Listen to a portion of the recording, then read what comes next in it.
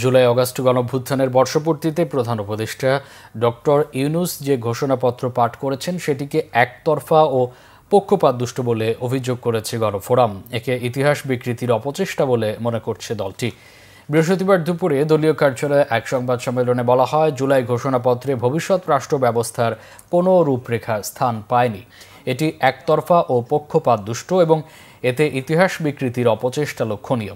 ৩৬ জুলাই উদযাপন অনুষ্ঠানে রাজনৈতিক দলগুলোর মধ্যে বৈষম্য সৃষ্টি করা হয়েছে বলেও অভিযোগ করেছে গণফোরাম। সংবাদ সম্মেলনে আরও বলা হয়, ৭২-এর সংবিধানের প্রণয়ন পদ্ধতি এবং কাঠামোগত দুর্বলতা নিয়ে জুলাই ঘোষণাপত্রে বিতর্ক সৃষ্টির কারণে মুক্তিযুদ্ধ এবং জুলাই অগাস্ট গণঅভ্যুত্থানকে প্রশ্নবিদ্ধ করা হয়েছে। এই যে জুলাই ঘোষণাটা দেওয়া হলো, যেভাবে এই ঘোষণাটা দিয়েছে, আমাদের কাছে মনে হয়েছে এটা একটা অপূর্ণ ঘোষণা।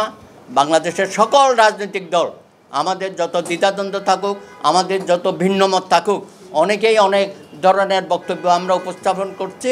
দিন শেষে গণফোরাম মনে করে সবাই উৎসাহ উদ্দীপনা নিয়ে এই নির্বাচনে অংশগ্রহণ করবে।